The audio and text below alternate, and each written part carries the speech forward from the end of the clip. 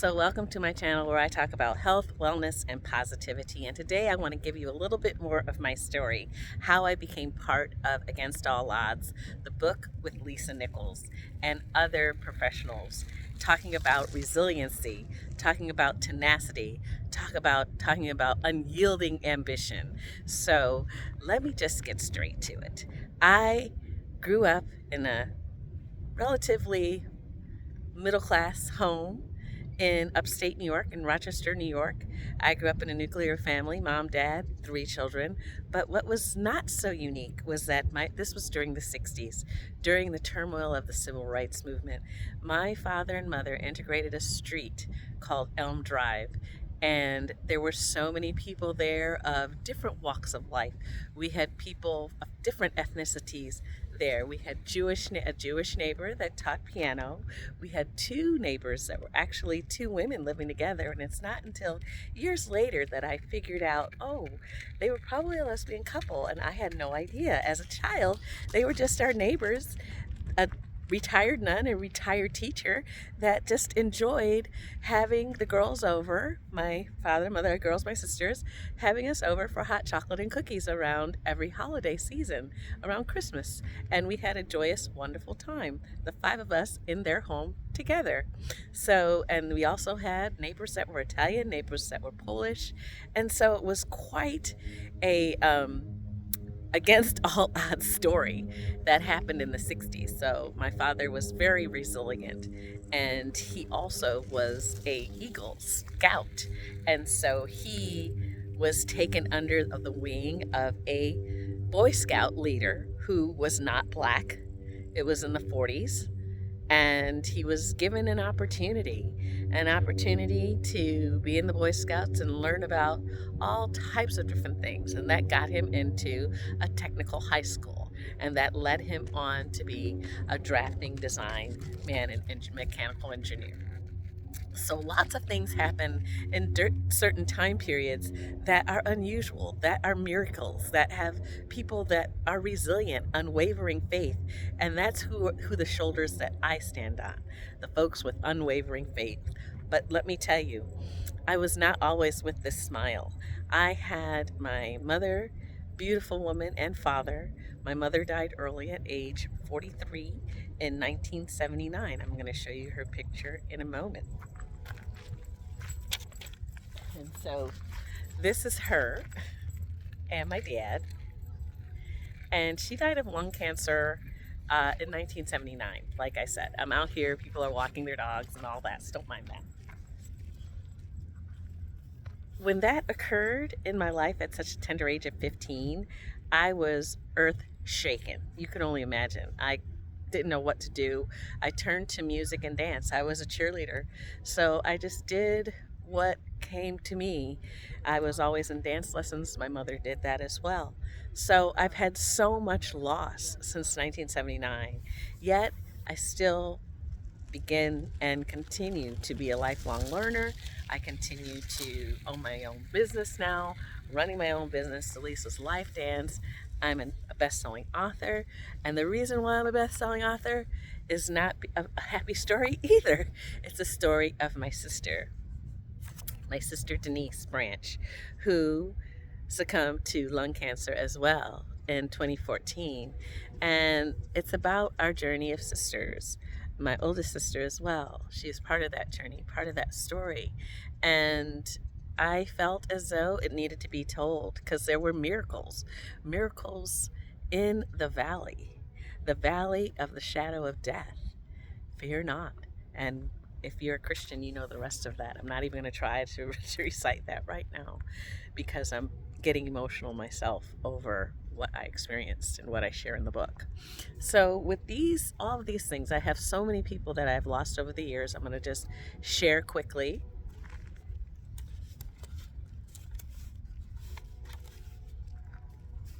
So these are some of the people, the obits. I'll get that in a minute. Some of the obituaries that I have here. Carolyn Price, my aunt, my mother's sister, who died of a brain tumor in 2022. She was a librarian. Oh, thank you very much. And there's a beautiful person picked up the picture that blew because it was windy out here. This is her picture with my sister and niece. And all I can remember her saying when my sister passed was, "Oh, my baby is gone." And so now she's gone, her baby's gone, my mom's gone. My Aunt Lily, who's pictured right here, is also gone. Retired Air Force nurse. She was there stationed with my mother-in-law, Annie Nealy, and Charles Nealy, who are also gone. I don't have their obituaries here to show you. However, Lily Taylor was at the birth of my husband, Michael Nealy, in Germany. And like I said, she's a retired Air Force nurse. She succumbed to diabetes, complications of diabetes. And this is another beautiful family member that I just hold her so dear, Patrice Nealy. And she was married to our cousin, Walter Nealy, and helped run the law office. And we lost her during complications of COVID in 2020. This is an amazing woman who had a very tragic death, Sandra Koch. And she died, and we were supposed to do our 50th birthdays together, and she passed away. She was actually at the hands of, she was victimized. She was murdered, and that was in, I believe, 2013. And we knew her daughter, and so there's stories to be told with everyone in my big, huge pile of obituaries that I have and I keep and I remember. I share, and so this is actually the first time I've ever shared on my YouTube publicly. This is a man, Dr. Harry Bunke, who's one of the renowned world-known surgeons for hand and reconstructive surgery. I had the honor of working with him from 1997 until he retired. He passed in 2009. I'm just saying this to say, life here is short. And so how I deal with the losses, I'll be talking about on a show this Monday. Dr. Carolyn B. Love is hosting a radio show, and we'll be talking about bereavement and how to get through grief and loss during the holiday season. I'll be on November 18th at 4 p.m. So please take a listen. I want to go through some more of my pile just to let you know not only the older people, but we lost a young gentleman, a youngster, my son's age, and many people are dying early of accidental overdoses with fentanyl poisoning that's been happening in our young people's world. So this is Basil, and he left us this year. So what do? You stay resilient.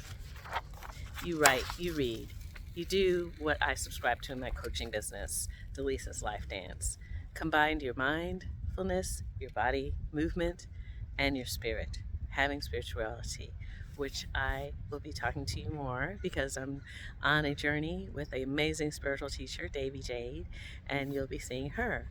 So this is my story, and this is why I live my life and I take control of my future, and this is why you can take control of your own future.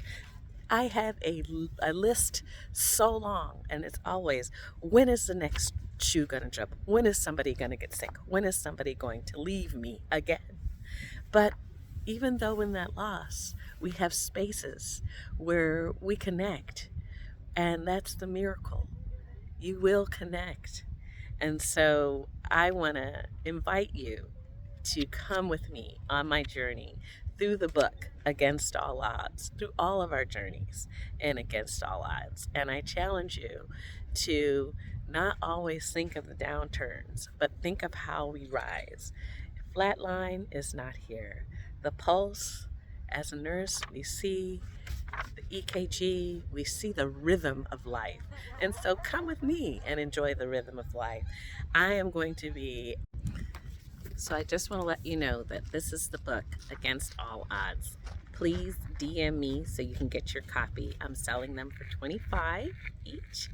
And I'm telling you, every story in here is worth it. It's a gold mine of resiliency.